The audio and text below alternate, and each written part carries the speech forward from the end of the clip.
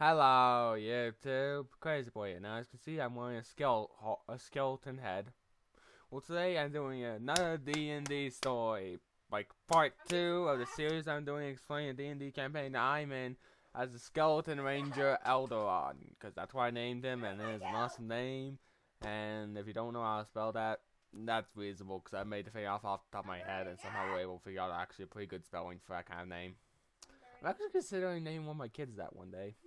Yeah, I know, I'm crazy. But that's my name anyway. Anyway, hey, before I go on telling the story, I hope you like, subscribe if you're new, share this video with us, and comment down below. Anyway, hey, roll intro tune first.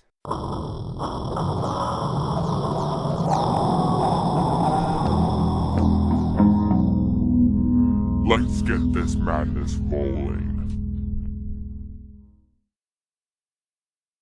Alright, and now let us begin. So where we last left off, if you don't remember, basically quite a few members of the party have met Buena. One actually fell behind, as I said last time. If you haven't seen that video, there'll be a link in the description. Also, maybe if I can figure out how to get that icon thing to work, put it up there. But if I can't, sorry. I don't know how to really use that thing. Comment down below if you know. But so anyway, the Skeleton Ranger, the Barbarian Orc, our really bad ninja, our Rogue Dragonborn, our Cleric Dragonborn, and are in this lighthouse. There's actually supposed to be one other person, but as I said, I think he's a normal human fighter, I think. But he fell behind because he couldn't, in real life, my cousin, that's part of my family, that plays the character, couldn't come over that often. So we didn't really have time to come and join as much as the rest of us. So we usually fell behind with the group and all of that. He only pops up one at a time in all honesty throughout the story I'm gonna tell you so far. Hard throughout one of the sessions. This is like when we got to the lighthouse. When we got to the lighthouse is like when we end the session, I believe. Like when we got inside, and handled a few other things. So basically what happened was, after us, for our time resting up in the lighthouse, I stayed awake because skeletons don't need sleep, even though my skeleton prefers to actually pretend to sleep in all honesty, because he wants to be alive still in reality. He's like, I'm a monster, I'm not evil, please don't dislike me, I'm normal, I can sleep. It's like, I saw it. Yeah, Eldon has a rough in reality. I feel bad for my skeleton archer. But yeah, he was doing the night watch the entire time while everyone else slept, even though most didn't feel extremely comfortable with it. I'm emphasizing on the paladin that we had, our female paladin, that spared me because she actually scanned if I was good or evil, which grateful I was. So grateful. But yeah, because of this, throughout my time during night watch with snakes that we collected throughout our travel trying to get there, because there was a lot of snakes there. And if you remember from last time, I said I nearly got killed from a snake because my own foolishness as a regular person in real life, forgetting that this is D&D. I should have realized there was a snake in that log that I walked up to because I thought some sort of resource out in the wild. I am foolish. I should have done a nature check, and Rangers should have known this, but I didn't do much research back then when I was, I don't know why I did. But yeah, I nearly got killed because I was 1 HP left. And you know what happens to skeletons when they get a zeal? They instantly turn to dust. I would have been dead. But my father actually rolled and he would have got me killed. But he's like, no, it's like the beginning. I'm not just have a character die like that instantly because apparently my son doesn't know what he's doing. So I'm just gonna say he's just at 1 HP, let the others save him, and yeah. Just hope he makes it. Yeah. So I luckily made it after nearly getting myself killed. Because I got smarter after that. Realizing, oh, I'm a ranger. I shouldn't just walk up to danger like that. Yeah, I'm not the brightest at times. And trust me, my character, because of me, in reality, does even foolisher stuff at times by accident when I don't even realize it. But anyway, so we get into the lighthouse, they're resting. Then when it comes to morning, after I took out the venom out of several of the snakes we had, had him get out to Bordiak, our orc barbarian that I said we had, who thinks he's a scholar. If you guys don't remember, yeah. In fact, I hardly any of you guys actually watched that D&D video. And just to let you know, the reason I didn't do a video Friday is because I was really tired out. I had schoolwork to take care of, so wasn't able to get done. And so basically, sorry about that, folks, for the little cut-in for some reason. Something came up, but anyway. So basically what happened was when it became daytime, there was sounds outside my skeleton heard, and I bet you're wondering, what, your skeleton can hear things? He doesn't have any ears. How can he hear things? Let me tell you. Magic! That's how my skeleton hears things. Magic! By magic! He collects sound waves with magic. And then translate to his, well, ghostly brain, I guess you could say, inside of his skull, since technically skeletons don't even have internal organs, so how does a ghost-like brain, I guess you could say. And basically, he heard a sound, panicked immediately because he didn't know whether it was a friend or ally, so he quickly barricaded the door and then woke everyone up. And it was actually a smart thing he did, because when we unbarricaded the door and Bordiak went outside charging out, seeing what was the danger, the door was surrounded by pirates. So that's what happened at the lighthouse. If you don't know what the lighthouse is, the entire quest thing is, as I said earlier, go and check out the video from before in the description. But yeah, basically he was surrounded by pirates. Bordiak managed to take out a few who are ninja who's not that very good. I forgot his name again. Went and helped, as well as our rogue dragonborn, I think, and paladin, and me, and the cleric, I think, like, stayed inside the door somewhat and just healed us.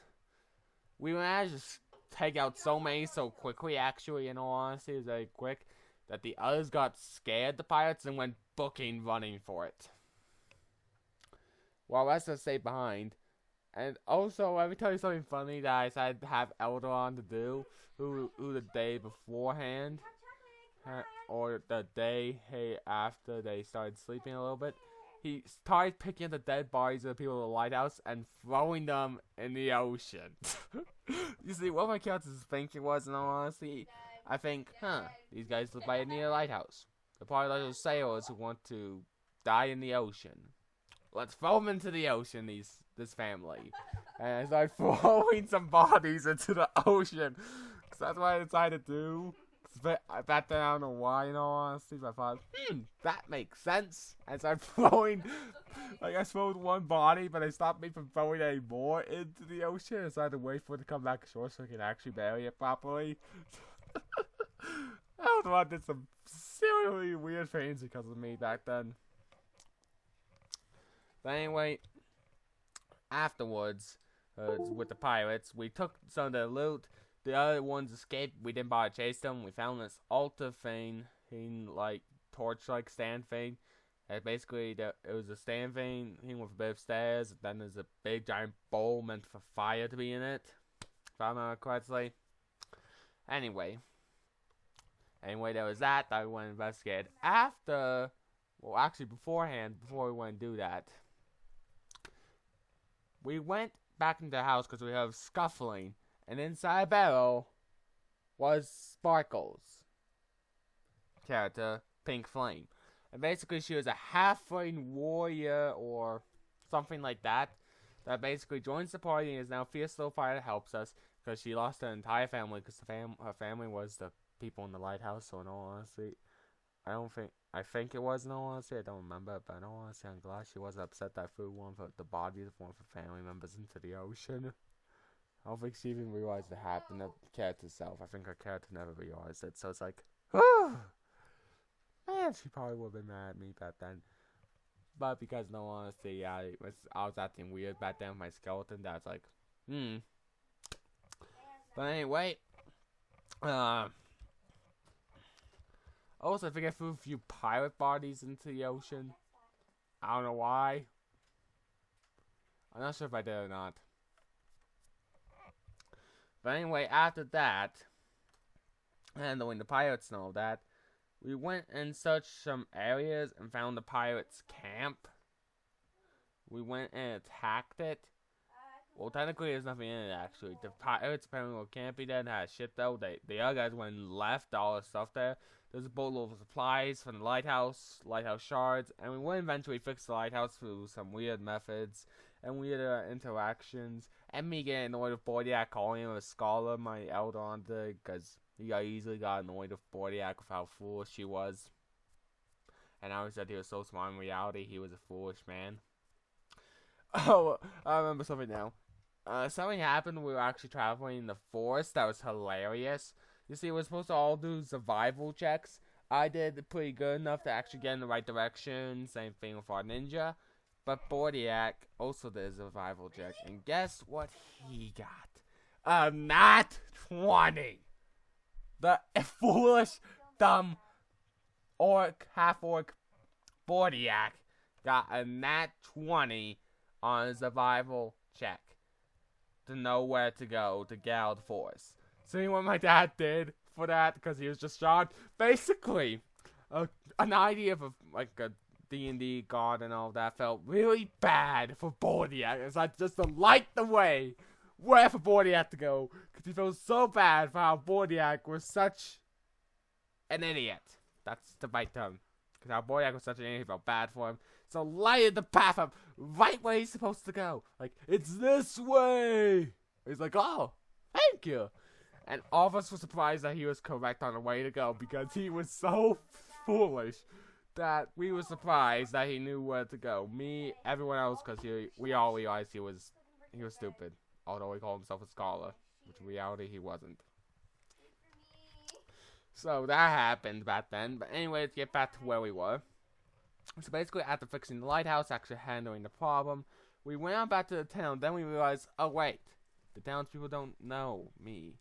They most likely want to kill me again, because I've always suffered death before, technically speaking. Because my soul is actually transferred back to my skeleton body when the entire revival thing happened in my backstory. If you want more on that, as I said before, in the description. But anyway, after realizing that, it's like, oh boy.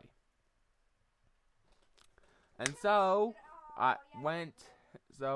we came up with an idea, basically putting my skeleton body on a stick that only Bordiak was willing to carry out for everyone, or even could. Because there was one other that could carry me, but she did not want to at all because she hated me. And that was our paladin. The others weren't really sure if they could, so Bordiak was the one who carried me. And when he brought me along, in all honesty, he called me Captain Calcium. It became a ridiculous meme thing in our party. The Captain Calcium skeleton on a stick. That was really an actual skeleton that was alive, but was playing an acting role for the campaign. My character was miserable in reality, although it was funny at times. But yeah, Eldon was not enjoying it because the way I boarded at that was basically Captain Calcium. Basically, he would whack Captain Calcium onto the ground, eating rats, making Calcium eat rats. It was like torture for him. He was dragged across the door in space and trying to eat stuff and make him do ridiculously silly stuff. It was like torture for Eldon. It was torture. He has full speech still, so he could still talk, but he didn't do it because it was too risky in all honesty, although he wanted to scream so many times. In fact, I even said, would you stop that Bordiak a few times in the actual thing, but my pops ignored it for me, realizing, because I realized actually that would have been foolish, but in all honesty, it was that Eldon would have definitely wanted to scream, but he didn't, because it's like, it would get him killed. Anyway, so they decided to hold a whole feast for us, fixing the whole problem for them, the town did, and called us heroes. And we actually went and fed us all that, but I didn't really need to eat. But Bordiak decided to have me sit down and feed me food, which I was actually grateful for, because, well, Eldon technically would be grateful for, because he actually still feels like it wants to have the feeling of able to eat still. So he goes on. I think they had like a plate under me to catch the actual food so other people can actually eat it and not have it go to waste. I think they did, in all honesty. After that, we went and left the town after resting up, getting things sorted out. And you know what, in all honesty, I'm gonna let you know, it's not easy for me to go shopping, especially since I'm a skeleton.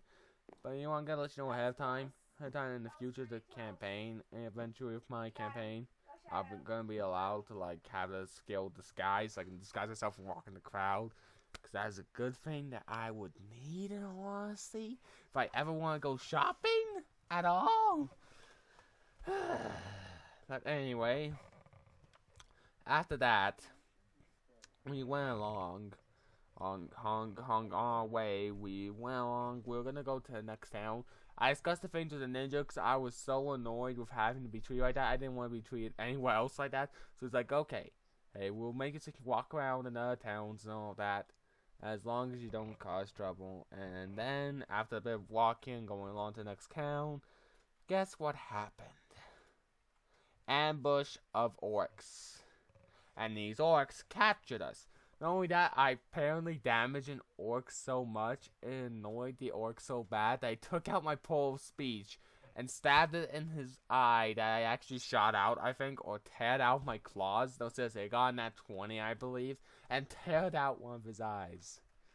Or damaged his face badly enough, or make it so he has one less eye. Or I think I might have shot his eye, or stabbed it with my claws, because skeletons have claws, so it's either shot or stabbed. Most likely stabbed because they were too close for me to use a bow properly, I believe, or I could have used it, but I'm not sure. Either my claw, or I took out his eye, or the other.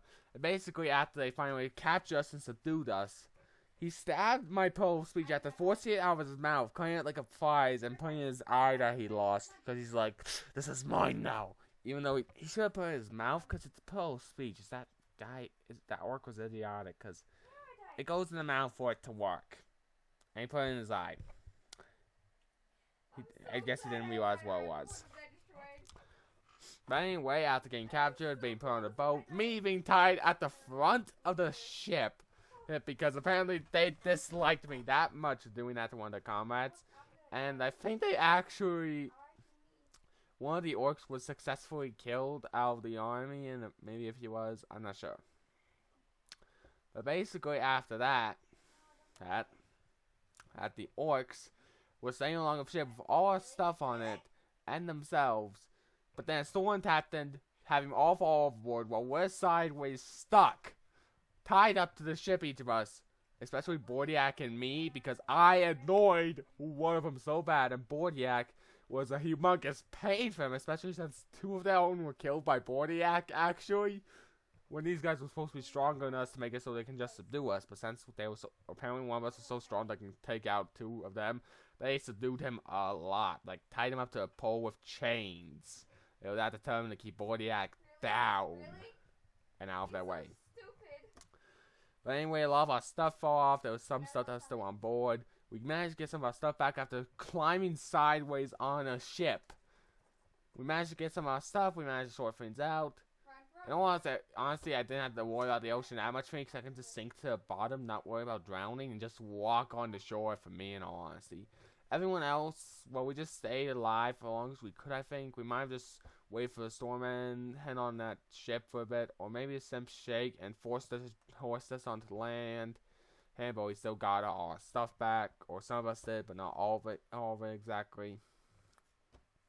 And basically, I managed to get my bow and all my stuff except my pole of speech, because it was on one of the stupid orc's eyes. That's went and got in the water. It's like, no, my pole of speech is the thing that makes skeleton talk.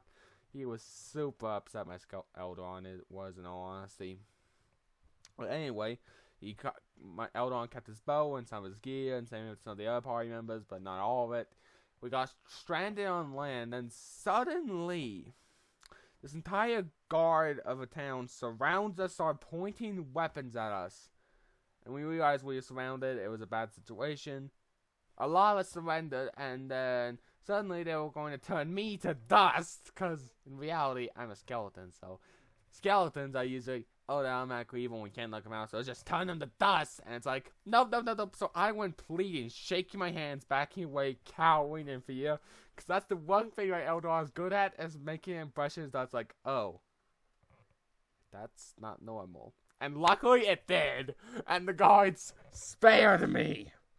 Spared me by a miracle, in all honesty. Again, Eldar spared by a miracle. So we were all taken in and taken to the town dungeons. We were held there for a bit. Each of us were interrogated one at a time except me, because they think I'm a mindless killing machine. So, of course they wouldn't want to talk to that. Nor think it would sit still. In all honesty, I was writing the walls, in the stone walls, please free me, and trying to express my emotions of sadness and fear. Yet the guards didn't care. It's like, wow. How rude. Wow. That's what I said in rude, my misery. Well, Elrond's misery, speaking. Anyway, all the others were interrogated over time, and eventually, the head interrogator lady, Sarah, I think her character's name was, basically like, okay, it seems like, not that bad. And apparently, the guys, some of us, my allies, the ninja, all of us in our little fighting pink flame. Anyway, I think like the ninja, pink flame, and let me see, what was it? I think our cleric is what clarified that I'm a mascot. Basically, she got the idea of, and basically I was hanged up. They changed me to a wall even when I was taking out myself. They just rechanged me to a wall. In all honesty, because I was mindless and just. In all honesty, it annoyed Eldron to the core. And basically, after a bit, she decided to let them go if we do a favor for her and take care of basically this missing children's incident. That basically children are disappearing everywhere. It's like, yep, okay, that makes sense. So we went and try and help taking care of missing children. I was still being procured as a mascot, and in a place actually before she let us go, decided to have them prove that I am apparently a mascot. And so Bordiak basically used me as Captain Calcium again. Basically made this entire ridiculous performance play that was actually funny and it actually worked. But making me eat rats, doing ridiculous stuff, and actually doing a funny dance, and it worked out, and it actually worked. It actually made the guards and the lady a little bit laugh. Like, she was trying to hold it in, I think, if I remember correctly. But yeah. In all honesty, Eldaron was tortured by this because he felt like he was just being used as a mascot and not an actual ally. And not cared for. So it hurt him, in all honesty. In the chest, whereas in the heart. If he had a physical heart, he doesn't, but a spiritual one, I guess, could say. It hurt that, I would say. Anyway, after they managed to get out of that situation and head on over to, let me try and remember, where did we head on over to? Like a little town and all that. I was carried on a stick again after walking a bit when we left it all of that. I was put on a stick again and making people so not worried. And basically, this entire village had all the kids missing except one, and they were guarding him usually. So we decided we were gonna help, and some of us set up positions. I was planted by one window where no one else was, while the others were all going off in separate directions. And I was just standing still, stuck on the post, and trying to act like I was nothing, which luckily, I think it convinced them, or not actually, because after some creepy something came up by me, I think it recognized me and realized what was going on, and left, because I didn't see what was. Basically, after it was morning, we went to investigate, we saw a trail, and we decided to follow it. All of us left, leaving the child alone, even though I protested and told them, well, Eldon protested and told, someone needs to watch the child for crying out loud, and no one listened. And he didn't want to be left alone to scar a child on his own as a little thing there, because it would have been dangerous. It would have been bad. The council might have realized and might have killed him. Who knows what could have happened and would have been bad.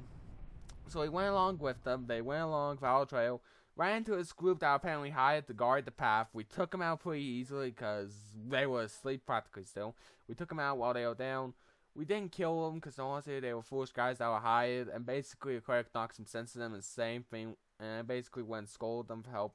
Well, tried to with riding the dirt for scolding for helping children be kidnapped. But no one they really cared. No, and they were surprised no one a skeleton would fight something like that down. No one I think they were. But no one they didn't really care. And the cleric is one knocked them some sense in them. Basically said, never cause this again, kind of trouble again, and we'll just let us never catch you doing this again. And they were like, yep, we won't do this, something like this again. And they left. To my opinion, wow. In all honesty, it's pretty easy to take him down. Anyway, on next one, we got to this lake and waterfall. It was very beautiful scenery, if I remember correctly, as he described it. Very beautiful.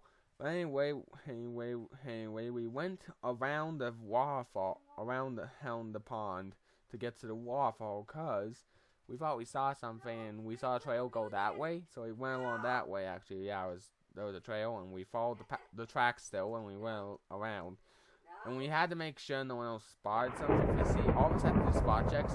Only one spotted, and one the rest of us except Bordiak, because if he knew, we would probably want to pick a fight with it. And they were sea cats. 2 sea cats. And if I remember correctly, in D&D, sea cats are strong. And at this point, we were only like level 2 or 3, I believe. I think we were level 2 at this point. So we were definitely not ready to face sea cats. Most likely we have died and had a team wipe. So luckily we avoided the whole fight with the sea cats, went around it, went into the behind the waterfall, because we saw the thing went behind the waterfall and nothing went away. But there was something behind the waterfall. We went in there and found this entire secret area. It was pretty nice and cool in all honesty. Find the secret hidden cave behind the waterfall. It was cool. So anyway, we went into the cave. We looked at stuff, and we saw this entire group of thieves. We went in to fight with them. We were fighting them. I went in and shot through a cage thing in front of me, and honestly, he was behind a barrel, and I missed. Then he went and shot me with a crossbow, and nearly got me killed again, because he shot me with a quick hit right in the chest area, making my entire body crack up. Like, so I went booking away when I got the chance to, and got to where the cleric was, because he wasn't in the room yet, and the others were getting in the fights, taking care of the little troll-making bad people with the cages around them and all that. The cleric saw my condition and is like, oh, and used a damage spell on me to bring back my HP. So let me tell you this about skeletons. Skeletons cannot be healed by healing spells. That actually damages them, and harming spells is actually what heals them. So she uses harming spells on me. So it's like, I got restored HP. We went back in. I helped with, the last remaining guy, I think, if I remember correctly. But yeah, we did. We took him out. And then when we looked around, basically there was children in cages practically everywhere. Some were even on the ground, pale and white in one cage. They were like pale, and it was not good. In all honesty, it disgusted Elderon. If he would puke, if he had like intestines still, he would probably puke from the sight. If I remember correctly, because it was not pleasant seeing the children like that. Plus, all the rest was scared, like out of their wits. We basically started investigating the area, and eventually one of us found a secret entranceway. Which was me, I think. I went and found a secret entranceway from a lever, or was one of the others. And basically, we opened the door, or a stone wall door that went like one of those classic cool hidden doors. And basically, we went in. Well, some of us did. And we saw Sarah, the person who sent us on this quest in the first place, holding the child that we were supposed to be guarding, which I knew this would happen, but no one listened. Holding her by a river that would have drowned her, which was bad. Like, really bad, in all honesty. And so, things started happening. Not everyone was in that room at the time, just a few of us were. I went snuck backwards, reported to the others that weren't there yet. They went to investigate. I tried and sneak around. I was successfully sneaking for a bit until I saw this wizard guy or sorcerer, some sort of magic user that looked like he was holding some sort of orb and like was controlling something or doing something. And basically, she spotted me somehow, in all honesty, because she didn't spot me before until like suddenly she spoke. Don't move anymore, or Eva. And it's like, wait, what? You didn't successfully spot me, so what? And then, in all honesty, it might have clicked and hold on a little bit, in my opinion, but it's like, okay, this guy's doing something to Sarah, because he must have spotted me, not her. And so basically, the situation got off hand. There's a few things happening here and there until eventually Sarah, Sarah was still holding the girl hostage. I'm trying to remember what happened. And basically until suddenly our paladin snuck up behind and attacked the sorcerer guy, or try and stop Sarah. And basically the thing, I think, attacked the sorcerer creep, or no, not sorcerer, I think it was a warlock or some sort of magic user. I do not know which one it was, I do not recall. But basically some sort of magic user. And basically Sarah started trying to throw over the child, but her ninja came and stopped him and was holding her. And eventually things happened, and eventually the child fell into the river. But basically what happened after the ninja was trying to hold off Sarah, the little defender for the town that was leading everything and interrogated us. I, after seeing the child fall, ran immediately towards her, dived into the water, and I realized it would be pointless for me trying to do a swim check, so I just sank to the bottom of the ocean, the river, got on my feet and hold her feet up, because in reality I was tall enough, luckily, to stand in the river and hold her up. While I might have been completely submerged in water, it wouldn't have killed me because I'm a skeleton. I can't drown. So basically I planted my feet on the bottom of the river, river fall thing that was going really fast, and holding her up. And the child was panicking, but luckily Pink Flame came swimming along and kept the child calm. While I holded the child above, keeping her from dying. Paladin went after the wizard guy after the spell was disrupted, and Sarah, the girl, woke up the leader girl that was hypnotized and all that. She tried to kill herself afterwards because she apparently saw everything that happened, knew she was being controlled, but she couldn't do anything about it, and basically blamed herself and wanted herself dead because she done terrible things helping the creep. In all honesty, our ninja luckily tried to stop her. Pink Flame went convinced her from the bottom of the river, your life has meaning, it wasn't your fault, you were being used, you were in control, so get yourself together. Everyone else was like trying to handle things, trying to handle the situation, and basically she calmed down after that, and we helped the child get up. The creepy guy got away from suddenly teleporting out of the place. Our paladin was super upset. She was like, ugh. And didn't even know it's a good deed I did, even though the others did at least. So in order to got a bit more respect, except for my paladin, which was the one my Eldon's grateful for mainly. So he's like, I want to be your friend. And she's like, no. And it's like, Anyway, the child was safe. She still was not extremely calm. She was scared still and upset. Eldon actually tried to hug the child and try to calm it, but yeah, skeletons hugging someone, yeah, not a good idea. And also Sarah, and she was like, aren't you a mindless mascot? And it's like, no. And basically, she was confused after that point. I went and tried to free the other kids from the cells, while the others went and handled another situation, because apparently up in another part, which I actually went to investigate beforehand, and then saw what was there somewhat, which I didn't really want to deal with at the moment. I wanted to free the kids first. And the Dragonborn, Horn Rogue, coming and kept an eye on me, making sure I wouldn't do anything, because he was nervous about that. And the rest went up to fight this group of enemies. And that's where I'll stop for now, and I'll tell you more in the next D&D story. Anyway, I hope you like, subscribe, and all that, I said, oh yeah, actually, anyway, this is crazy boy, and I'm out of here.